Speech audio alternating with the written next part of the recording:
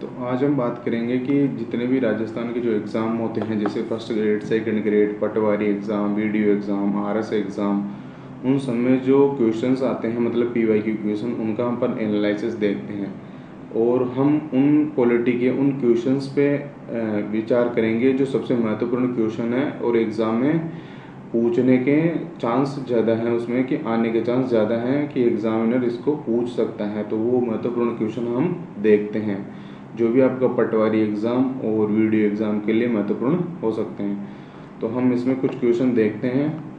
तो प्रथम क्वेश्चन हम देखते हैं कि संविधान सभा के सदस्यों को निम्न में से किसने प्रत्यक्ष रूप से निर्वाचित किया है। तो बताइए, क्योंकि ये क्वेश्चन सेकंड ग्रेड में आया हुआ है 2023 के अंतर्गत। तो इसमें प्रथम कथन क्या है, प्रांतों की विधानसभाओं ने, संघीय व्यवस्थापिका ने, सेकंड ऑप्शन। थर्ड ऑप्शन क्या है, प्रांतीय और संघीय व्यवस्थापिका ने, और फोर्थ क्या है, प्रांतों की जनता ने। तो इसमें बताइए कि जब संविधान सभा के सदस्यों को प्रत्यक्ष रूप से निर्वाचित किया गया था, वो किससे निर्वाचित किया गया था। तो इसमें हम देखते हैं कि इसमें संघीय व्यवस्थापिका से, ये तो बिल्कुल गलत है, ठीक है, ये तो हमारे गलत हैं। और तीसरा ऑप्शन ये भी गलत होगा। और प्रांतों की जनता से, क्योंकि ऐसा पॉसिबल नहीं था जनता से निर्वाचित करना, क्योंकि उस समय संविधान सभा का गठन एक सबसे बड़ी चुनौती थी। तो प्रांतों की विधानसभाओं से निर्वाचित किया गया। तो हमारा ऑप्शन हो गया ए, ऑप्शन नंबर ए, ठीक है। अब हम नेक्स्ट क्वेश्चन देखते हैं कि विभाजित भारत की संविधान सभा के सदस्यों का चयन किसके द्वारा किया गया था। तो इसमें बताइए कि मतलब जो चयन हुआ था, जब संविधान हमारा देश विभाजित हुआ था, जब संविधान सभा के जो सदस्य हैं हमारे को चयन करने थे, वो कैसे चयन किए गए थे, कि प्रत्यक्ष निर्वाचन द्वारा या प्रत्यक्ष निर्वाचन द्वारा या नामांकन या अध्यक्ष वाली प्रणाली के द्वारा। क्योंकि उस समय प्रत्यक्ष निर्वाचन तो पॉसिबल था नहीं, ठीक है। तो ये ऑप्शन तो हमारा गलत होगा, नामांकन था नहीं, ये भी गलत होगा। अध्यक्ष के माध्यम से भी नहीं किया गया था। उस समय जो चयन किया गया था वो किस माध्यम से किया गया था, अप्रत्यक्ष निर्वाचन के माध्यम से, ठीक है। फिर हम नेक्स्ट क्वेश्चन देखते हैं।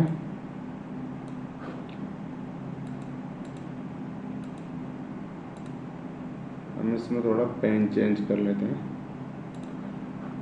ठीक है। अब नेक्स्ट क्वेश्चन की ओर बढ़ते हैं कि भारतीय संविधान सभा के संबंध में निम्नलिखित में से कौन से कथन सही है। ये क्वेश्चन पूछा गया था आरएस एग्जाम में 2018 में पूछा गया था।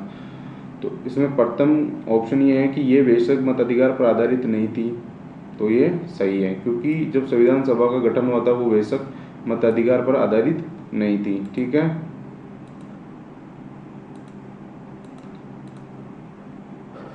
एक मिनट,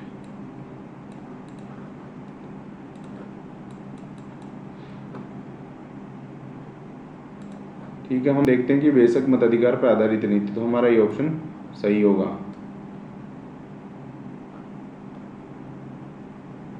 क्या हो रहा है इसमें,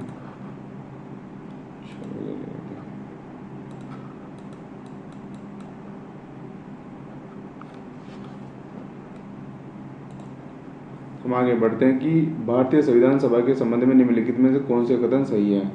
तो ये क्वेश्चन आरएस एग्जाम 2018 में पूछा गया। तो इसमें ये है प्रथम ऑप्शन, इसमें ये बेशक मताधिकार पर आधारित नहीं थी, तो ये हमारा सही है।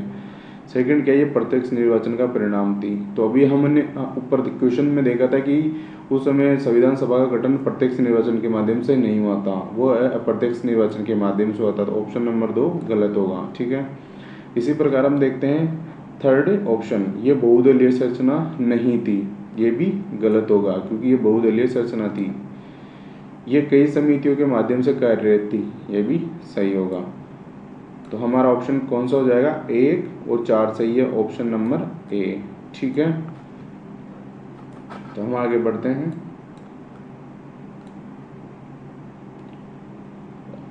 अब ये क्वेश्चन जो आप देख रहे हो ये आया था असिस्टेंट प्रोफेसर एग्जाम में 2024 में पूछा गया क्वेश्चन है। तो ऐसे क्वेश्चन जिनके आने की सबसे ज़्यादा संभावना है उसका हम एनालिसिस देख रहे हैं।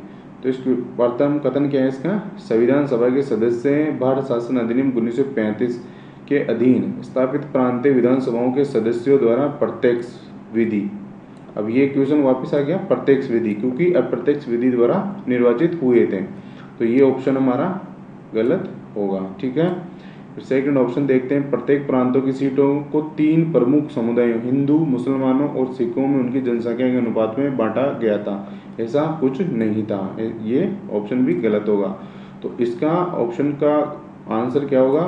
दोनों कथन गलत हैं, तो ऑप्शन नंबर 4। ठीक है, फिर इसके बाद हम देखते हैं कि विभाजित भारत की संविधान सभा के सदस्यों का चयन किसके द्वारा किया गया था। ये राजस्थान पुलिस कांस्टेबल में पूछा गया है 2022 में, क्योंकि विभाजित भारत की संविधान सभाओं के सदस्यों का चयन किसके द्वारा किया गया था। तो बताइए आप, क्योंकि क्वेश्चन अपन ने पहले भी देखा है अभी थोड़ी देर पहले, तो इसमें ऑप्शन कौन सा होगा? तो इसमें ऑप्शन होगा अप्रत्यक्ष निर्वाचन के माध्यम से। ठीक है, जो भी संविधान सभाओं के सदस्यों को जो चुना गया था वो अप्रत्यक्ष निर्वाचन के माध्यम से चुना गया था। ठीक है, फिर नेक्स्ट क्वेश्चन हम देखते हैं। ये क्वेश्चन हमने देख लिया, ये भी देख लिया, रिपीट हो गया दिखता है।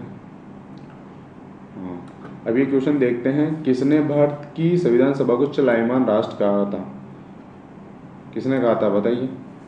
जवाहरलाल नेहरू ने, भीमराव अंबेडकर, के एम मुंशी, डॉक्टर राजेंद्र प्रसाद, किसने कहा था? तो इसका ऑप्शन होगा, क्योंकि ये क्वेश्चन पूछा गया फर्स्ट ग्रेड में एग्जाम 2019 में पूछा गया, इसका आंसर होगा जवाहरलाल नेहरू। जवाहरलाल नेहरू ने चलायमान राष्ट्र कहा था भारत की संविधान सभा को। ठीक है, फिर हम नेक्स्ट क्वेश्चन देखते हैं। किस दिनांक को पंडित नेहरू के नेतृत्व में भारत की पहली अंतरिम राष्ट्रीय सरकार का गठन किया गया था? तो इसमें ऑप्शन कौन से हैं? 24 अगस्त 1946 को, 28 अगस्त 1946, 30 अगस्त 1946 या 20 अगस्त 1946 को। बताइए कौन सा ऑप्शन होगा इसमें? ये क्वेश्चन पूछा गया जेल प्रहरी परीक्षा में 2018 में, तो इसका आंसर होगा 24 अगस्त 1946 को अंतरिम राष्ट्रीय सरकार का गठन किया गया था। ठीक है, फिर नेक्स्ट क्वेश्चन हम देखते हैं। 1946 की अंतरिम सरकार में वित्त विभाग का कार्यभार किसके पास था? ये लेब असिस्टेंट एग्जाम में पूछा गया 2022 में। तो ये बताइए इसके option number 1 doctor John Mathai, Jagjivan Ram, Liaquat Ali Khan और आशफ अली, कौन था?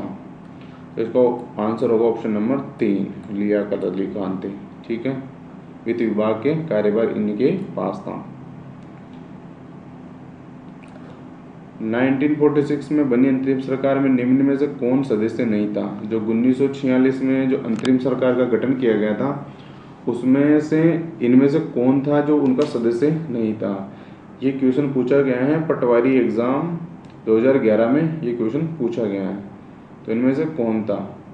मोहम्मद अली जिन्ना, बलदेव सिंह, सी राजगोपालाचारी, गजानतर अली खां।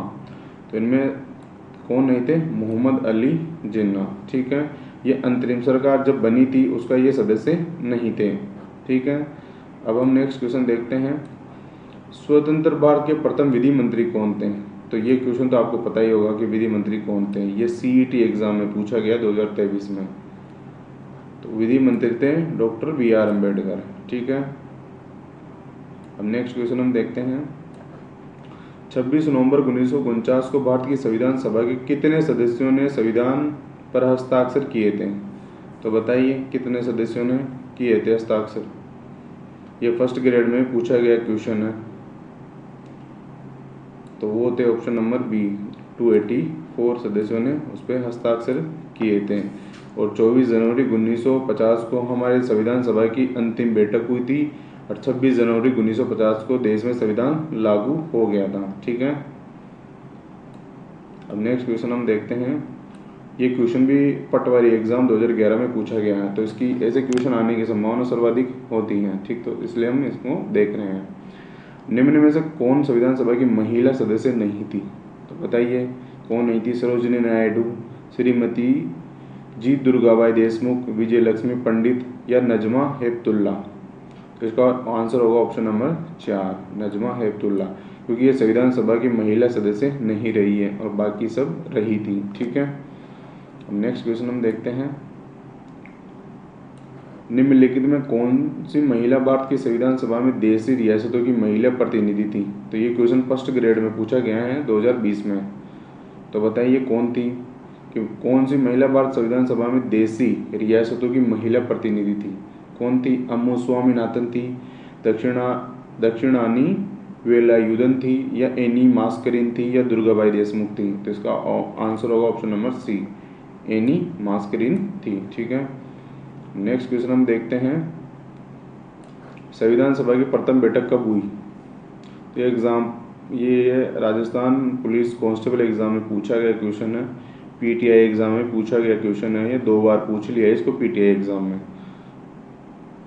तो 9 दिसंबर 1946 को संविधान सभा की प्रथम बैठक हुई थी। ठीक है, तो ये इंपॉर्टेंट क्वेश्चन बन जाता है। ठीक है, अब नेक्स्ट क्वेश्चन हम देखते हैं, 9 दिसंबर 1946 को संविधान सभा का कार्यकारी अध्यक्ष कौन था? ये क्वेश्चन पूछा गया कॉलेज लेक्चरर में 2021 में। 9 दिसंबर 1946 को संविधान सभा का कार्यकारी अध्यक्ष कौन था? तो बताइए कौन था? वो थे सच्चिदानंद सिन्हा साहब, क्योंकि आचार्य कृपलानी नहीं थे, डॉक्टर राजेंद्र प्रसाद भी नहीं थे, और भीमराव अंबेडकर भी नहीं थे। तो इसका आंसर होगा ऑप्शन नंबर ए, सच्चिदानंद सिन्हा। ठीक है, फिर नेक्स्ट क्वेश्चन हम देखते हैं, संविधान सभा के स्थायी सभापति कौन थे? तो ये तो क्वेश्चन आपको पता ही होगा कौन थे, हमारे doctor Rajendra Prasad, option number B. ये एग्ज़ाम एसआई एग्ज़ाम में पटवारी में पूछा गया 2021 में, सेकंड ग्रेड में पूछा गया। तो ये ऐसे क्वेश्चन क्या इंपॉर्टेंट हो जाते हैं कि उसके इनके पूछने के चांस बढ़ जाते हैं। ठीक है, सेकंड क्वेश्चन हम देखते हैं कि पंडित जवाहरलाल नेहरू द्वारा प्रस्तुत उद्देश्य प्रस्ताव को संविधान सभा द्वारा कब स्वीकार किया गया था? ये सीईटी एग्जाम में पूछा गया है, कब स्वीकार किया गया था? 9 दिसंबर 1946 को, या 26 जनवरी 1947 को, या 22 जनवरी 1947 को, या 29 नवंबर 1949 को? तो इसका ऑप्शन होगा 22 जनवरी 1947 को। ठीक है, अब नेक्स्ट क्वेश्चन हम देखते हैं कि बी आर अम्बेडकर के बारे में निम्नलिखित कथनों को ध्यान से पढ़ें, क्योंकि अभी जो ट्रेंड चल रहा है एग्जाम का, जो स्टेटमेंट वाले क्वेश्चन सबसे ज़्यादा पूछे जाने। तो ये क्वेश्चन पूछा गया था असिस्टेंट प्रोफेसर वाले एग्जाम में 2024 में पूछा गया था। ठीक है, तो इसमें हम देखते हैं कि बंगाल से संविधान सभा के लिए चुने जाने के बाद बी आर अम्बेडकर प्रारूप समिति के अध्यक्ष बने, जिसने स्वतंत्र भारत के संविधान का प्रारूप तैयार किया। तो ऐसा नहीं था, ये ऑप्शन गलत है। ठीक है, क्योंकि सेकंड ऑप्शन देखते हैं, स्वतंत्र भारत में बी आर अम्बेडकर जवाहरलाल नेहरू के मंत्रिमंडल के कानून मंत्री बने, लेकिन वे लंबे समय तक इस पद पर नहीं रहे। ये भी ऑप्शन नंबर गलत होगा, ये भी ऑप्शन गलत होगा। ठीक है, तो इनमें आंसर होगा ऑप्शन नंबर ए, दोनों गलत हैं। ठीक है, तो ऐसे हमने कितने क्वेश्चन देख लिए? ऐसे हमने सारे क्वेश्चन देख लिए हैं जो इसके महत्वपूर्ण क्वेश्चन थे, और भी क्वेश्चन पे हम डिस्कस करेंगे जो महत्वपूर्ण क्वेश्चन है, जिनके पूछने के चांस सबसे ज़्यादा हैं। जो पीवाई के क्वेश्चन है उनके पूछने के चांस सबसे ज़्यादा बढ़ जाते हैं। ठीक है, तो उम्मीद है आप सबने समझा होगा, और धन्यवाद आपने इतना अपना कीमती समय देने के लिए। Okay, thank you.